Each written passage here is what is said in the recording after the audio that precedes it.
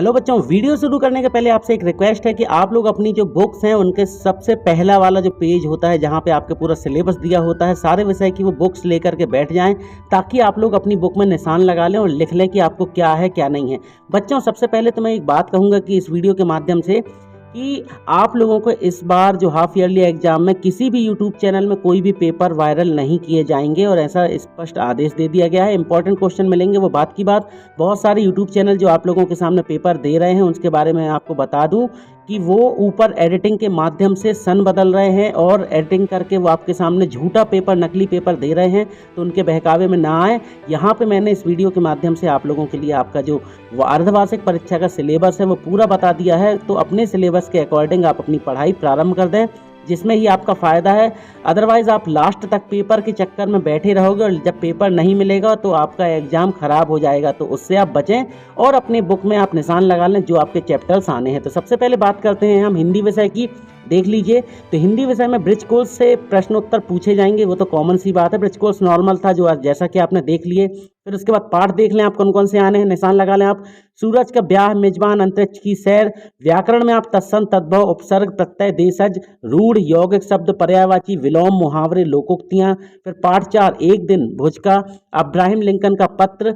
फिर इसके बाद विराम चिन्ह, पत्र लेखन आएंगे आपके लिए, औपचारिक अनौपचारिक पत्र। फिर उसके बाद पानी रे पानी पाठ, नमक का दरोगा, एपीजे अब्दुल कलाम, पंडित जसराज, सतपुड़ा के घने जंगल, हेलन केलर, स्वर व्यंजन, भाषा ज्ञान, व्याकरण, निबंध की रूपरेखा, निबंध लेखन, ये सब आएंगे। इसके बाद दो बैलों की कथा, फिर लासा की और सखियां एवं सबद, कबीर और जो वाक है, जो ललथद्द की जो रचना है उसके बारे में पूछा जाएगा। फिर इस जल प्रलय में, फिर भाग 1 जो कृतिका का है, फणीश्वरनाथ रेणु। व्याकरण में फिर यहाँ पे आप देख लें संधि, रस, इन सब के बारे में पूछा जाएगा। फिर क्षितिज से देख लें आप उपभोक्तावाद की संस्कृति, श्यामचरण दुबे जी की जो रचना है वो। सांवले सपनों की याद। पद में आएंगे सवैये, रसखान जी की रचना है जो वो। फिर उसके बाद मेरे संग की औरतें। व्याकरण में आप अलंकार, छंद, संवाद, लेखन, गद्य की विधाएं, ये देख लीजिएगा। क्षितिज का ही है अगला पोर्शन, उसमें देखें आप। गद्य खंड में नाना साहब की पुत्री देवी मैना को भस्म कर दिया। प्रेमचंद्र के फटे जूते। हरिशंकर परसाई। पद्य खंड में कैदी और कोकिला, माखनलाल चतुर्वेदी जी की जो रचना है। फिर ग्राम श्री, सुमित्रानंदन पंत वाला पाठ, उससे पूछा जाएगा। फिर कृतिका का ही भाग जो पहला है उसमें रीढ़ की हड्डी, जगदीश चंद्र माथुर जी की रचना है जो।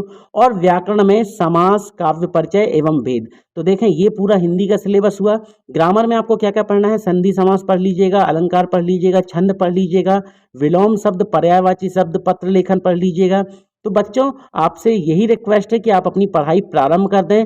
हाँ, ओल्ड क्वेश्चन पेपर जो है उसके आधारित कुछ क्वेश्चन पेपर मैं आप लोगों को प्रोवाइड कराऊंगा, तो आप लोग इस चैनल को सब्सक्राइब भी कर लीजिएगा ताकि आपकी मदद हो सके। अब अंग्रेजी में देख लें आप, इंग्लिश विषय में ब्रिज कोर्स यहाँ पे भी आएगा। फिर यूनिट 1 टू यूनिट 6 में आर्टिकल्स पूछे जाएंगे, टेंस पूछे जाएंगे, लेटर आएगा, फिर preposition, models, determiners, informal letters. फिर लेसन्स में है जो उनमें देख लें आप क्या क्या, तो the fun they had, the road not taken. फिर यूनिट 2 से the sound of music wind. फिर the little girl, rain on the roof, the lost child. फिर the adventure of Toto, Iswaran the story teller. फिर एडवर्ब, इफ और unless का use आ सकता है। A truly beautiful mind, the lake isle of Innisfree. फिर the snake and the three mirror, a legend of the Northland, my childhood. Unit 4 the kingdom of fools. Unit 5 the happy prince. Unit 6 weathering the storm in Ersama. फिर report writing आएगा, no man are for reason. फिर packaging the duck and the kangaroo. Unit 8 फिर reach for the top on killing a tree. Unit 7 the last leaf. Unit 8 a house is not a home. फिर direct speech, indirect speech और wise. तो यहाँ पे पूरा आपके सामने है, आप लोग बुक में निशान लगाते चलें। आपकी जो बुक है, वर्क बुक है, और उसमें आप लोग निशान लगा लें, ठीक है। फिर टेक्स्ट बुक, वर्क बुक दोनों से पूछ लिया गया यहाँ पे पूरा। फिर संस्कृत में देख लें आप, वर्ण परिचय, संज्ञा, परिभाषा, प्रकरण, संधि परिचय, भारतीय वसंत गीत, स्वर्णकार अव्यय। फिर गोदोहनम, कल्पतरु, प्रत्यय, पत्र लेखन, समास, सूक्ति, मौक्तिकम, भ्रांतोबाला, शब्द रूप, धातु रूप, प्रत्याभिज्ञानम, लौह तुला, कारक, प्रकरण, वाक्य परिवर्तनम।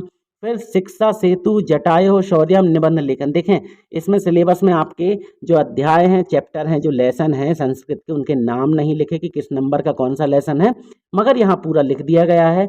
तो मैं फिर से कह रहा हूँ कि अगर आप बुक लेकर के नहीं बैठे हैं तो आपका इसमें नुकसान है। बुक में आप निशान लगा लें। हाँ, एक चीज़ और, जो रिड्यूस सिलेबस वाला वीडियो है उसमें आप देख करके इनमें जो जो रिड्यूस कर दिए गए हैं उनको आप छोड़ दीजिएगा, वो मत पढ़िएगा।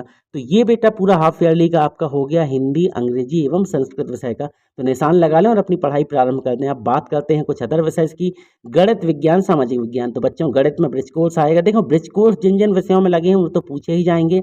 अब गणित में आप पाठ देख लें, लेसन जो आपके कौन कौन से आने हैं।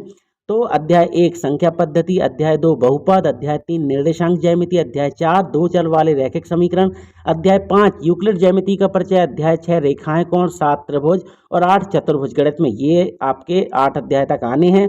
अब इसमें जो रिड्यूस कर दिया गया वो बात अलग है, मगर आप इतने तैयार कर लें, ब्रिज कोर्स तैयार कर लीजिएगा। त्रैमासिक परीक्षा का जो प्रश्न पत्र था उसे जरूर हल कर लीजिएगा। फिर विज्ञान में ब्रिज कोर्स आना है उसमें, फिर इसमें कौन कौन से अध्याय आने हैं। तो अध्याय 1 2, अध्याय 5 6 8 9 3 7 4 10 13, मतलब कौन कौन से 1 2 3 4 5, फिर 6 7 8 9, फिर 10 और उसके बाद 11 12 को छोड़ करके सीधे 13 अध्याय।